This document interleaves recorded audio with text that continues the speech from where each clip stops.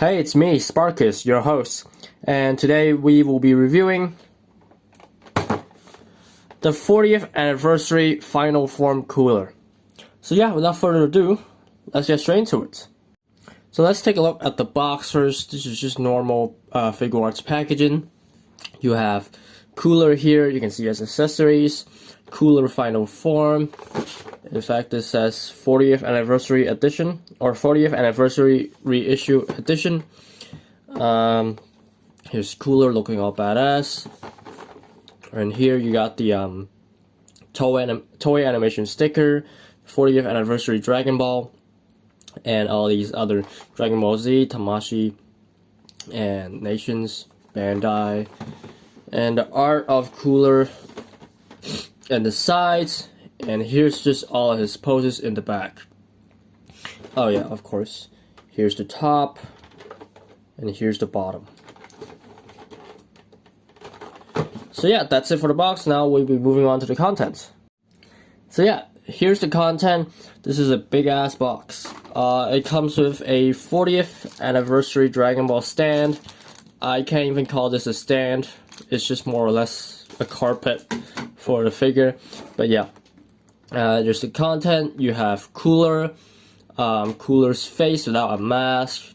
1, 2, 3, 4, 5, 6. 3 sets of extra hands, a set of extra feet, and a tail. So yeah, not much accessories going on here, but considering how massive this guy is, I think the amount of accessories just do well. So yeah, that's it for the content. Now we'll be moving on to the actual figure himself. So here he is, final form cooler. I have not attached the tail onto him yet, and I will tell you why later. So yeah, let's take a look at his aesthetics first. He is fucking huge. Let's do a size comparison real quick. This is him next to Kami 1 Gogeta. Jesus Christ. Yeah. He is purple, to say the least. He has shading everywhere on his, I guess, lines.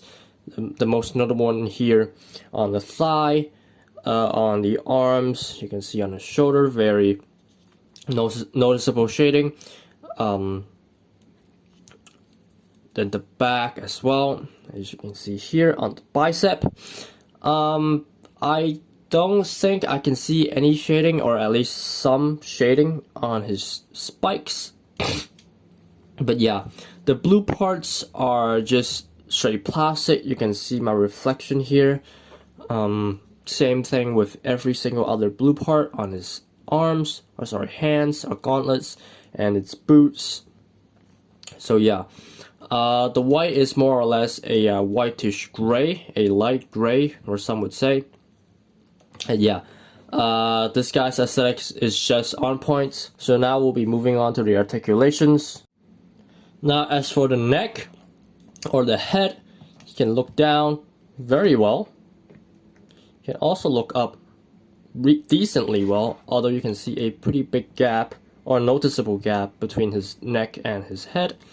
You can move the shoulder pads so the neck wouldn't be as hindered side to side. So yeah.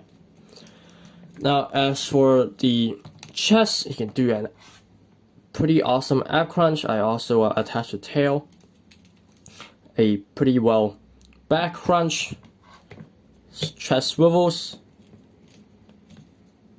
side to side as well.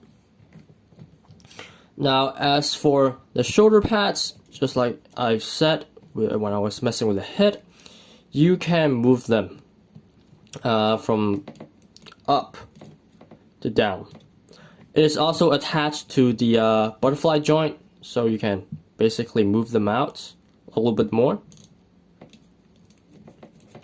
As for the arms, I am fairly sure he can't really do, like, his butterfly joint don't get as much range because of his armor piece. So yeah, the max I could get him to do is like this. Yeah. So his hands can't touch each other, but that's fine. His arms, 360, bicep swivel, double jointed elbow, The wrists, 360 again. As for the legs, 90 degrees, 5 swivels, double jointed knee. The feet go up and down, and some ankle rockers to go with it. Only a little, not much. So yeah. Now as for the tail, side to side. So this middle part also got some articulations, and you can spin it. Same shit with this one, though it's a little bit more painful. But yeah. So yeah, that's it for the articulations. Now we'll be moving on to the accessories. Actually, before we move on to the accessories, I want to tell you what this guy's QC issues were. I have to manually, well, of course manually, I have to put some sticky tack inside this face sculpt's or head sculpt's peg hole, because otherwise it will just flop around. Don't know why. Now it won't flop around. It's stuck on there pretty tight, but I don't know why you have to put a sticky tack on yourself. And as for the right arm, just take a look. It just pops off way too easily. Same thing, I have to put some sticky tack in there before I put on the sticky tack in. It's just a little bit too loose. Like the arms won't fall off, but like whenever I raise it up, it will just fall down a little bit. So, but now that everything's fixed with sticky tack, that is unfortunate, but yeah. As for the tail, it is also kind of ridiculously hard to pop the tail in. I don't know if you can see some excess plastic in there, but yeah, unfortunate. There's 3 QC issues with this whole figure. Otherwise, this figure would have been real perfect. So here are all the extra accessories. It doesn't come with a lot. Let's take a look at this face first. Honestly, this looks really good. Kind of reminds me of Transformers for some reason. But yeah, the lip is painted beautifully, just a dark purple. The eyes are also painted in very well. And you simply swap this head like this. There you go. And pop this head in like so. Now as for the feet, this is just like gripping feet, where you can, or flying feet when he's flying above the airs or something, or gripping on the stone work as well, but you don't have a stone here. Here's 2 pointing hands. I guess you can say either death beam or supernova hands. Here's the grippy hands. Last but not least, here's the open palms. And honestly, this is the most disappointing part. Yes, this is an extra stand, but it doesn't come with the stick. Like, you're just supposed to put him on here with nothing to hold him in place. So you can't really make him fly up either. You have to buy a separate stick for it, which is kind of disappointing, honestly. It looks good, but like, why don't you give us a stick for the stand? Which is a missed opportunity in my opinion. So yeah, that's it for the accessories. Now we'll be moving on to the conclusion. So yeah, that's it for this review, guys. I got this guy for around $65. Is it worth it? Absolutely.